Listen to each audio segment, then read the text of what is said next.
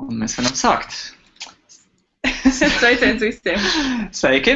Tā ir Laura. Tas ir Dīdis. Jā, tiem, kas mūs vēl nezina, mēs darbojamies AdWords Latvijas komandā, un mūsu mēģis ir palīdzēt jums visiem Latvijas reklamētāji sasniegt vairāk. Un šis ir mūsu kārtējais tiešais seminārs par YouTube iespējām AdWords reklamētājiem, kurā, ja mēs iepriekšējās reizēs pastāstījām nedaudz sīkāk par YouTube reklāmu formātiem kā tādiem, kā arī mēs paskatījāmies nedaudz sīkāk, kā reāli mēs varam izveidot savu pirmo kampaņu. Mēs varam sākt. Tad, Sveiciens visiem! Šoreiz mēs paskatīsimies jau sīkāk, kā dažādas padziļinātas iespējas var palīdzēt mums sasniegt vairāk un būtībā piesaistīt efektīvāk savus klientus. Un lielā mērā šis seminārs ir balstīts uz jautājumiem, ko daudz no jums arī mums ir uzdevuši, teiksim, šajā laikā, kopš YouTube ir pieejams Latvijas reklamētājiem. Un tad mēs centāmies apkopojot tās galvenās lietas, arī tās pastāstīt plašākai publikai. Tā kā cerams, ka noderēs, un vēl piebildu tādu, ka tiem, kas mūs skatās tagad tiešsaistē, uz video droši vien parādās tāds slānis, kas piedāvā iesaistīties diskusijā, un tur jūs varat droši atstāt savus jautājumus. Un šī video ieraksts arī vēlāk pēc tam būs pieejams mūsu YouTube kanālā. Ok, es domāju, mēs varam sākt.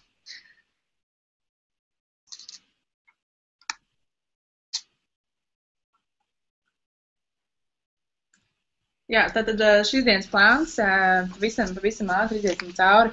Tātad, ko mēs vēlamies šodien apskatīt, ir statistika un dažādi pārskati, kas ir pieejami programmai AdWords video klipiem. Pārskatīsim tādu lietu kā YouTube Analytics. Tur ir dažādas atskaites, kas ir diezgan interesantas no statistiskā viedokļa. Tālāk tik ļoti svarīga lieta kā YouTube atkārtotais mārketings, ir daudziem pazīstams kā arī mārketings. Un arī YouTube un Google Plus sastāsti, kāpēc tas ir vispār nepieciešams un kā to izdarīt. Jā, tad pirmais mēs sāksim ar pielāgotiem kampaņu pārskatiem. Būtībā šeit iemesls, kāpēc mēs par tiem vēlējāmies runāt nedaudz sīkāk, ir tāds, ka daudz no jums aktīvi darbojās gan ar meklēšanas reklāmām, gan ar reklāmām Google reklāmas tīklā.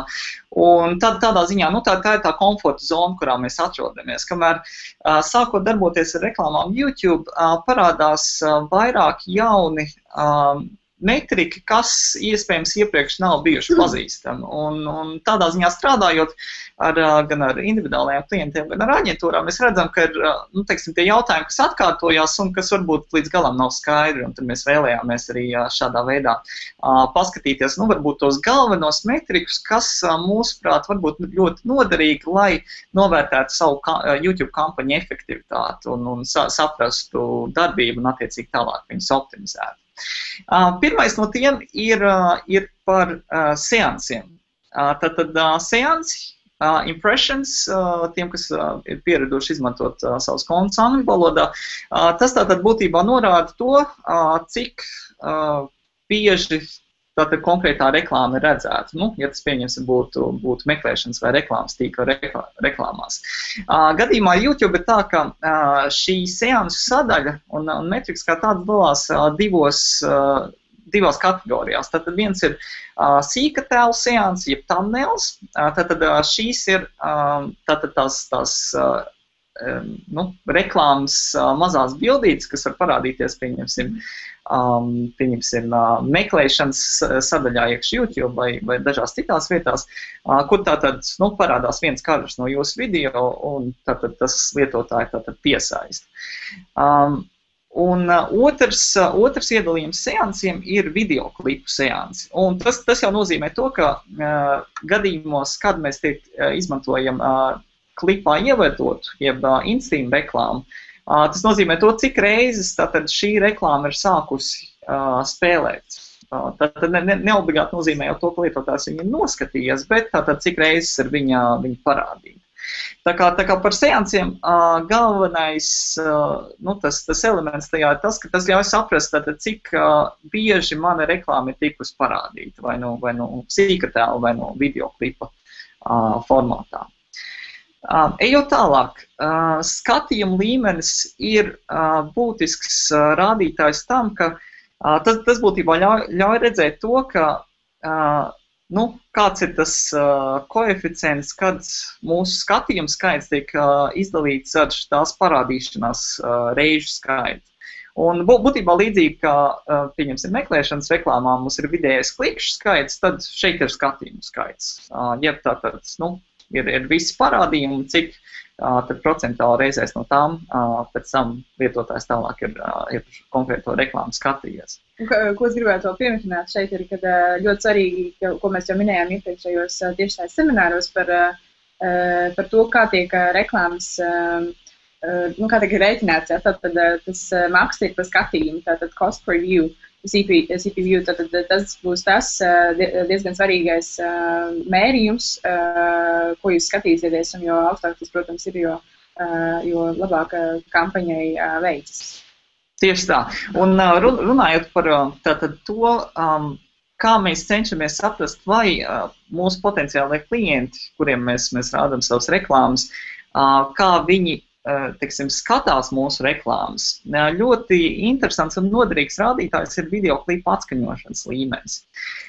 Savā kontā mēs nedaudz pēc tam paskatīsimies arī, kā tas reāli kontā izskatās, bet būtībā tas tad ir rādījums, kuram ir vairākas kolonas, kurās parādās procentuāli, tur ir sadaļas, teiksim, 25, 50, 75 un 100%, un parādot tad procentuāli, kāds ir tas skaits, kā lietotāji sadalās pa šīm kategorijām atkarībā no tā, cik daudz no tās konkrētās reklāmas viņi noskatās. Tātad, pieņemsim, ja man ir video, kas ir 1 minūte garš, un es redzu, ka, teiksim, ka pusi no skatītājiem varbūt viņi noskatījušies tikai par 50%. Un tad tas palīdz saprast, kā es varētu efektīvāk viņu optimizēt, jo iespējams varbūt pats sākums ir ļoti interesants, bet pēc tam kaut kādu iemeslu dēļ viņi zaudē uzmanību. Vai arī tieši pretēji. Tā kā tas varbūt kaut kas ļoti noderīgs, lai palīdzētu saprast, kā man video reāli tiek skatīti. Un nākamais ir vidējais skatīšanās biežums un sasniedzamība pēc biežuma. Par šo ir interesanti tas, ka tātad vidējais skatīšanās biežums norāda uz to, ka cik reizes, kādā konkrētā periodā konkrēts lietotājs ir skatījies un redzējis tavu reklāmu. Pieņemsim, ja es tavu reklāmu esmu redzējis 2 reizes, tad tur būtu koeficients 2. Un teiksim, iedomājoties situāciju, ja mums pieņemsim, vidējais skatīšanās biežums ir kaut kas, teiksim, 1,5, tad katrs lietotājs vidēji tavu reklāmu ir redzējis 1,5 reizi. Šeit ir būtiski tas, ka mēģinot uzrunāt lietotājs ar savām reklāmām, ir būtiski, nebūt varbūt pārlieku aktīvam un pārlieku uzbāzīgam. Ja mēs redzam, ka tas biežums ir pārāk liels, Laura to reklāmu jau ir redzējusi reizes 10, varbūt atkarībā no situācijas un mērķiem un citu, varbūt tas varētu būt par daudz, un tad attiecīgi jāsāk skatīties, kā mēs varētu optimizēt to skaitu, cik reizi tātad viens lietotājs var redzēt manu reklāmu. To arī iespējams iestatīt kampaņas iestatījumos. Un otra lieta, kas šeit ir sasniedzamība pēc biežuma, tad tas norāda to, cik lietotājiem tava reklāma tiek rādīta noteiktas reizes. Būtībā tas tīri vizuāli iedomājoties parāda to, pieņemsim, 1 reizi, un es redzu, cik lietotāji to reklāmu ir redzējuši 1 reizi. Tad 2 reizes, redzu, cik daudz no viņiem ir redzējuši viņu 2 reizes. Kas tātad, būtībā iet kopā un vienkārši palīdz saprast, kāds ir tas, varbūt, populārākais sadalījums par skatīšanās reizē. Nevis vienkārši tikai vidējais rādītājs.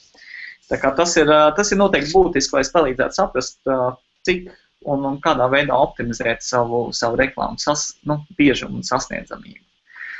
Tā, nākamais ir vidējā maksa par skatījumu, kas, ņemot vērā, ka naudas līdzekļi ir kaut kas, ko mēs vienmēr cenšamies taupīt, mums ir svarīgi saprast, cik man izmaksā viens lietotājs skatījums. Un šajā gadījumā, kā Laura minēja, tātad, pieņemsim, ar klipā ievietotajām reklāmām mēs maksājam tikai tad, ja lietotājs to reklāmu reāli noskatās līdz galam, vai arī noskatās vismaz 30 sekundes, atkarībā no tā, kurš no tiem tiek sasniegts pirmais.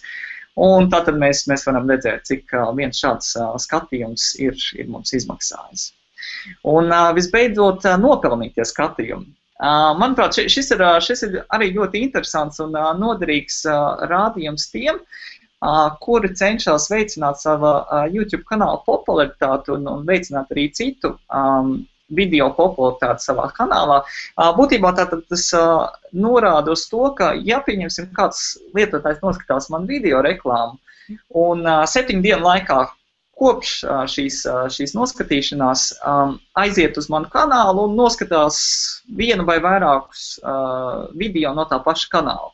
Tad attiecīgi šeit mēs varēsim redzēt, cik papildus skatījumu mēs esam ieguvuši. Un lieliskākais ir tas, ka viņi ir bezmaksas. Un tas arī var palīdzēt saprast, kā var būt mana reklāma, tātad, kur ir tas viens maksas skatījums, kā tas var veicināt bezmaksas, ja tātad šos nopelnītos skatījumus, kas ir pēc tam bezmaksas. Jā, es vēl gribēju pieminēt par to, ka kāds var tā labums, tad jūs ģenerējat vairāk lietotāju plūsmas uz jūsu YouTube kanālu. Tas nozīmē, ka daudz vairāk lietotāju uzzina par jūsu zīmolu vai arī vairāk miedarbojas ar to. Tas ir līdzīgs piemērs, kā iepriekšējos semināros mēs stāstījām par pavadošiem reklāmkarogiem, reklāmu formātiem. Tad ir kaut kas tāds, kas ir papildus, kas tiek rādīts jūsu reklāmai, bet tas ir bez maksas. Tā arī šī gadījumā kaut kas tāds, kas dod labumu, lai piesaistītu vairāk lietotājus jūsu YouTube kanālam un likt uzzināt vairāk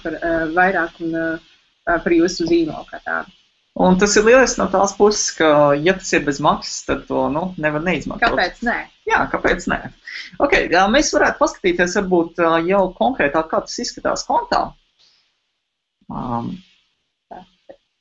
Tātad atrodoties sava AdWords konta video reklāmas sadaļā, tiem varbūt, kas neredzēja mūsu iepriekšējos tiešsaistes webinārus, tātad tur bija 2 video sagatavoti arī pieejami mūsu YouTube kanālā. Tur ir sīkāk pastāstīts par to, kā izveidot savu video kampaņu, kā līdz šai sadaļai nokļūt, ja kas saites arī būs pēc tam pievienots. Bet tātad, ja mēs atrodamies savu AdWords konta video reklāmas sadaļā, un, pieņemsim, esam uz sadaļas video, tad daudzi no tiem rādījumiem, kurus mēs tikko pārskatījām, viņš šeit uzreiz neuzrādās. Bet būtiskais ir, kas arī ir atšķirīgs no meklēšanas un reklāmas tīkla reklāmām, ir tas, ka šeit sistēma būtībā jau piedāvā to slēju apkopojumu balstoties uz 4 lielām kategorijām. Un, kā Laura tagad rāda, tās arī ir, ka teiksim, kategorijas skatījumi, kas tātad ir vairāk vērsti uz to, lai es palīdzētu saprast, kā man video tiek skatīti. Un tātad tur ir lietas kā skatījuma līmenis, mēs varam redzēt, cik daudz konkrētās, līdz konkrētam laikam video ir skatīts un tā tālāk. Kamēr, pieņemsim, varbūt kādam citam, ja man, teiksim, ir tiešsaistes veikals un es kaut ko tiešā veidā pārdodu un izmantoju video, lai šīs preces reklamētu, man iespējams kādā brīdī varētu noderīgāk būt sadaļa par reklāmu gūmiem, kur attiecīgi slejas tiek pielāgotas tā, lai es varētu redzēt gan tādus rādītājus kā maksa par reklāmu gūmu, gan arī citus rādītājus kā skatījuma līmenis un tā tālāk. Tā kā šeit galvenā doma ir tāda, ka ņemot vērā to, ko mēs vēlamies skatīt, tad mums ir jāizvēlās attiecīgā sleju kombinācija. Es domāju, ka mēs noteikti varam ieteikt visiem vienkārši šajā sadaļā kādu brīdi apsēsties un viņai pašam iziet cauri un paeksperimentēt un paskatīties, kādi rādījumi varbūt kurā ir noderīgāk. Un lieliskākais ir tas, ka šeit pie daudziem no metrikiem tajās kolonās ir tādas jautājuma zīmes. Un uzbraucot uz tām ar peli, tad atverās arī tāda papildus sadaļa, kas ļauj redzēt, kas tad ir tā definīcija tam konkrētajam rādījumam, un tas var palīdzēt labāk saprast, kā es viņu varu izmantot, lai tad iegūtu kaut kādus noteikti veidu ieskatus. Tā kā cerams, ka tas varētu būt noderīgi. Jā, un tagad mēs varam doties atpakaļ uz prezentāciju, kur ejot uz nākamo mūsu tēmu, kas ir par YouTube Analytics. Tad daudz no jums ir pieraduši izmantot Google Analytics, kas tātad ir lielisks veids, kā es varu labāk saprast par to, kā lietotāji atnāk uz manu vietni, kā viņi tajā darbojās un kā viņi no tās aiziet. Un līdzīgi arī tātad mums ir Analytics par to, kas notiek mūsu YouTube kanālā un kas notiek ar mūsu video. Tātad tas ir pieejams no mūsu YouTube konta, to mēs arī pēc brīža nedaudz parādīsim. Bet galvenais tātad šeit ir tas, ka mums ir iespējams diezgan sīki un smalki censties arī analizēt, kādas ir tās tendences un kā lietotāji reāli ar tiem klikiem iedarbojas. Un te kā Laura arī tagad rāda, ja mēs dodamies uz savu YouTube kontu, šajā gadījumā mēs izmantojam mūsu AdWords tiešsaistes klasi, kur arī ir pieejami šie mācību video, tad dodoties uz konta iestatījumiem un šo sadaļu mēs varam mainīt dažādas lietas saistībā ar kontu, tātad tur ir sadaļa Analytics. Un šeit tātad zem šīs sadaļas mēs varam redzēt, viens ir kopsavilkums, tātad tur ir apkopot vispārīgi informāciju par aktivitāti mūsu kontā, bet divas galvenās lietas, ko mēs vēlētos, teiksim, sīkāk apskatīt šodien, ir tātad šīs sadaļas, ko mēs redzam kreisajā pusē. Viena ir pārskata par skatījumiem, un otra ir pārskata par iesaistīšanos. Un tātad pārskata par skatīšanos, par skatījumiem, tad šeit būtībā galvenā ideja ir tā, ka mēs cenšamies skatīt informāciju par to, kas tad īsti notiek ar mūsu video. Tātad, pieņemsim, tur būtu tādi dati par to, cik daudz reizes viņi ir skatīti, kāds varētu būt aptuvenais skatīto minūšu skaits un tā tālāk. Un teiksim, daži no tādiem noderīgākajiem informācijas avotiem šeit būtu, pieņemsim, tāda lieta kā demogrāfiskie dati, kur mēs attiecīgi varam censties skatīt informāciju par kādas vecuma grupas, varbūt apmeklē mūsu un skatās mūsu video. Un dažādi veidi citu informāciju. Noderīgi arī noteikti varētu būt sadaļa par datplūsmas avotiem. Tas tātad norādīt uz to, no kurienes nāk lietotāji, kas skatās manas video. Varbūt mēs redzam, ka kāds no sociālajiem tīkliem ir ļoti izteikts. Varbūt attiecīgi ir kāds fórums vai kāda cita veida vietne, kas sūta apmeklētājus uz maniem video. Tad attiecīgi šajā sadaļā to visu ļoti interesanti arī var apskatīt un būtībā saprast, no kurienes viņi nāk. Un tātad otra sadaļa par pārskatu par iesaistīšanos, tā vairāk norāda ne tik ļoti uz video skatījumiem, bet vairāk uz to, kā lietotāji iedarbojas gan ar video, gan ar kanāliem. Kā Laura tagad arī rāda, šeit mums pieņemsim sadaļa par patiku un nepatiku, kas attiecīgi mums ļauj redzēt to, kāda ir bijusi tā tendence lietotājiem klikšķināt patīk vai nepatīk uz kādiem konkrētiem video. Kas varbūt būtu būtiski, lai saprastu, kas lietotājiem īsti patīk vai nē. Līdzīgi arī sadaļa par abonentiem ir ļoti noderīga, lai saprastu, kas var palīdzēt man piesaistīt vairāk abonentus manam kanālam. Un šajā gadījumā tad tie varbūt nav strikti mēģi saistībā ar, pieņemsim, pārdošanu, bet tas reāli saistās ar to, kā lietotāji iedarbojās ar manu kanālu un būtībā iedarbojas ar manu zīmolu kā tādu. Tā kā šī informācija varbūt ļoti noderīga, lai to arī veiksmīgi saprast. Tā, tas lielā mērā būtu par YouTube Analytics. Būtībā arī līdzīgi tāpat kā par iepriekšējo sadaļu, galvenais uzsvars ir uz to, ko mēs arī varam ieteikt, vienkārši iet cauri tai sadaļai, skatīties, pētīt tos datus un censties reāli saprast, meklēt dažādas korelācijas un saskatīt, kāds ir tas stāsts par to lietotāju ceļu. Jā. Tā, dodamies tālāk. Atkārtotais mārketings. Manuprāt, šī ir viena no tādām aizraujošākajām iespējām, kas nāk līdz ar YouTube. Reklāmām. Tieši tā, tāpēc, ka daudz no jums jau droši vien, ka būs pazīstami ar atkārtoto mārketingu, kur mēs izmantojot Google reklāmas tīklu, tātad parastajā standarta AdWords kampaņās, kā arī meklēšanas saraksti, kurus mēs arī varam izmantot. Tātad, kāpēc tas ir ļoti interesanti, mēs varam izmantot arī atkārtoto mārketingu, kuru sarakstus mēs varam izveidot, principā, ja mēs savienojam, sasaistat tieši jūsu YouTube kontu ar AdWords kontu. Tas ir kaut kas tāds, ko mēs iepriekšējos semināros rādījām, tas man bija otrajā versijā. Un tiklīdz jūs izveidojat šo saitu starp diviem kontiem, tad jūs varat arī izveidot dažādus atkārtot mārketinga sarakstus. Mēs parādīsim AdWords kontā, kur tas ir redzams un kā tas ir iespējams. Tādēļ, kas ir ļoti interesanti, kad tiek piedāvāts jau mērķēt, targetēt atkal tos lietotājus, kuri ir jau izrādījuši kaut kādu noteiktu aktivitāti saistībā ar jūsu videoklipiem.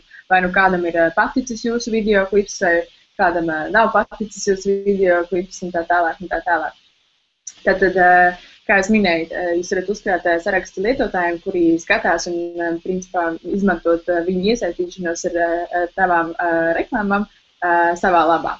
Un, tātad jūs varat, mērķēt tos, kuri gan skatās, un gan tos, kuri arī ieskatās. Jā, par šo būtībā šīs divas sadaļas, viņas ir tieši tādas pašas, kā mēs skatījāmies tikko YouTube Analytics sadaļā, kur tātad viena daļa ir par to, kā viņi skatās, un otrs ir par to, kā viņi reāli iesaistās. Un tātad iesaistīšanās tas būtu dažādas darbības ar kanālu vai video, kā teiksim, klikšķināšana uz patīk vai abonēšana, kamēr skatīšanās, tā tad ir reāli video skatīšanās. Tā, un par iestatīšanu, kā tu jau minēji, tātad, pirmais mēs savienojam kontus, vai ne? Jā, nākamais ir, principā, izvēlēties atkārtoto mārketinga sarakstus, kurus jūs vēlaties izveidot. Tur ir sadaļa visas video kampaņas, un tur ir atkārtotie mārketinga saraksti. Burtiski pēc brīža mēs to paskatīsimies AdWords kontā. Un kad saraksts būs uzkrājis noteikti daudzumu lietotājus, tad jūs varat vienkārši izmantot to kā mērķa auditoriju, vai nu YouTube, vai arī vispār reklāmas tīklā. Tad tas nozīmē, ka tas cilvēks var pēc tam atrasties Google reklāmas tīklā, būt kādā citā mājaslapā, un tālāk jau tiksim, tas atkārtoties mārketings strādā tāpatās kā parasta standarta reklāmas tīklā. Jā, un varbūt mēs sākumā varam apskatīties pašu kontu. Jā. Kā tas izskatās, lai to mēs praktiski varētu parādīt. Tātad, par atkārtoto mārketingu, tātad, ja mēs dodamies, aizvien esam šajā video reklāmas sadaļā, tātad tur var nokļūt vai veidojot jaunu video kampaņu, vai arī kreisajā apakšējā pusē klikšķinot uz visas video kampaņas, ja jums jau tāda ir izveidota. Un tad, mēs varam redzēt videoklipu atkārtotā mārketinga sarakstu. Un tātad, dodoties šeit, tātad Laura jau konts ir savienojusi, tur gan, diemžēl, nav neviena lietotāja, bet tātad ir redzams saraksts ar visiem apmeklētājiem. Taču iespējas šeit ir krietni vien plašākas. Tā. Tas ir tieši tas, ko es minēju, kad mēs iesākām runāt par atkārtoto mārketingu. Jūs, protams, varat likt lietā savu kreativitāti, bet es domāju, ka šeit ir jau pietiekami daudz dažādi piemēri, ko jūs varat izmantot. Tātad, piemēram, vislabākais, man liekas, ir izmantot tādus, kas ir patika kāds videoklips kanālā. Tas nozīmē, ka lietotājiem kaut kas ir iepatīcies, vai kaut kāda informācija, kas ir saistībā ar zīmolu vai, piemēram, ar dzīves stilu vai, trenažieru zāles, kaut kādi vingrinājumi vai receptes un tā tālāk. Un jūs jau zinat, kas tam cilvēkam patīk, kas viņam varētu interesēt. Tā kā tas nebūtu kā mēģināt mārketēt šo lietotāju, nezinot, kas viņam interesē. Tad jūs viņam jau piedāvāsiet kaut ko tādu, kas viņam varētu būt atbilstošs. Jā, un teiksim, arī tāda opcija, kas, man liekas, kā viena no visinteresantākajām, tas ir kopīgi vai kādu videoklipu kanālā. Tad, šeit būtībā mēs varētu mēģināt mēķēt reklāmas tiem, kuri, pieņemsim, ir kopīgojuši kādu no mūsu video. Pieņemsim, es ieeju YouTube kanālā, man tas video patīk, un es viņu kopīgoju kādā no sociālajiem tīkliem. Un tas ir atkal ļoti būtiski kontekstā ar tā saukto, Lāra rāda kopīgo noteiktus videoklipus. Tad tas ir kontekstā ar tā saukto C paudzi, kas tātad ir tā, kas arvien aktīvāk un aktīvāk izmanto tādus pakalpojumus kā YouTube. Viņi skatās saturu, viņi dalās ar saturu, viņi rada saturu. Un tie, kas nereti tiek uzskatīti kā viena no vispotenciālākajiem tādiem zīmolu advokātiem un popularizētājiem. Tāpēc tā var būt viena no stratēģijām, ko varētu arī veiksmīgi izmantot. Un šeit būtībā galvenā doma arī ir censties saprast, kas varbūt ir tie mani biznesa mēķi un kā es varētu izmantot šos dažādos sarakstu veidus, lai viņus maksimāli arī mēģinātu optimāli sasniegt. Tā kā, šeit iespējas ir diezgan plašas. Jā, un tālāk mazliet par nelielām tehniskām lietām, tad par cik mēs izvēlējamies sarakstu veidu kopīgo noteiktu videoklipu, tad sistēma uzreiz piedāvās kādu noteiktu videoklipu no jūsu sasaistītā YouTube kanāla. Un, piemēram, ja mēs zinām, ka mēs vēlamies atrast lietotājus, kuri jau ir iesaistījušies ar mūsu videoklipiem, tātad viņus interesē attiecīgā tēma. Mēs, piemēram, ja mēs vēlamies, lai viņi būtu kopīgojuši Google AdWords reklāmas tīklu iespēju videoklipu, tad mēs domājam, ka viņus varētu interesēt kaut kāds papildus saturs, kas būtu relevants. Varbūt, ja mēs iesākam ar reklāmas tīklu, tad mēs piedāvājam papildus opcijas kā atkārtoto mārketingu un tā tālāk. Varbūt kaut kādas advancētākas opcijas, kas viņi varētu interesēt. Tas ir diezgan plašs piemērs. Man liekas, ka daudz veiksmīgāk varētu arī būt par kaut kādiem produktiem, kurus ir iespējams iegādāties tiešsaistē. Un šeit arī sarakstu nosaukumu, kā vienmēr varam izdomāt. Un šo nosaukumu redzēsim tikai mēs paši, vai ne? Jā, tieši tā.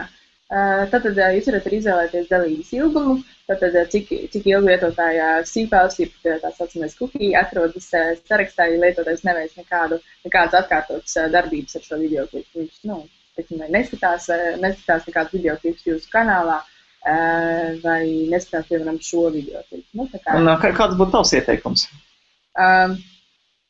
Noklusējuma ilgums ir 30 dienas, un es īstenībā arī no sākuma es pat sekot ieteikumam. Pēc tam jau, teiksim, pēc dažādu kampaņu veiktspējas jau ir iespējams saprast, kas strādā labāk un kas ne. Vai, teiksim, ir jēga mēģināt sasniegt šos lietotājus šādā dalības ilgumā, vai arī tam vajadzētu būt arī nedaudz īsākam. Un tad galvenais izskaties, lai status ir atvērts. Tad tas nozīmē, ka konkrētam sarakstam vēl tiek pievienoti jauni lietotāji. Un tad sākotnējais sarakstu lielums jūs varat ietvert vai pēdējo 30 dienu lietotājs, kas ir īstenībā ļoti laba opcija. Tādā ziņā, ka jūs varat arī sasniegt tos, kas jau ir bijuši un kaut ko darījuši jūsu kanālā vai, teiksim, ar attiecīgiem jūsu video, pirms jūs vispār izveidojat šo sarakstu. Vai arī, piemēram, sākt ar tukšu sarakstu, tā kā jaunu dzīvi. Jā, un būtiskais šeit ir tas, ko mēs arī šeit varam redzēt ar maziem burtiem, ir, ka sarakstā ir jābūt vismaz 100 lietotājiem, lai šīs reklāmas varētu būt, varētu tikt rādītas. Tāpēc, ja mums sarakstā ir mazāk, tā kā, šeit ir 0, tad mums nedaudz vēl jāuzgaida. Jā, mēs neesam tik populāri. Tā kā šī ir tāda neliela praktiska demonstrācija par to, kā tas izskatās YouTube kontā, AdWords kontā. Un, teiksim, noslēdzot par atkārtoto mārketingu, te ir tādas dažas lietas, kas ir ļoti ieteicams no mūsu puses, un ko mēs arī esam saskārušies, kas var būt ļoti noderīgs šādas kampaņas veidojot. Jā, tas pirmais, man liekas, tas pats labākais un pats galvenais, kas vismaz ir mūsu skatījumā, ir veicina klientu lojalitāti. Tas nozīmē, ka es jau zinu, ka tie cilvēki jau ir bijuši kaut kādā saistībā ar jums, jūsu produktu, jūsu YouTube kanālu, jūsu video, tātad jūsu saturu un jūsu piedāvājumu. Un līdz ar to jūs varat viņiem piedāvāt kādu īpašu atlaidi vai, piemēram, kaut kādu īpašo piedāvājumu. Tas ir kaut kas tāds, kas veicina tos klientus nākt atpakaļ, bet ne tikai.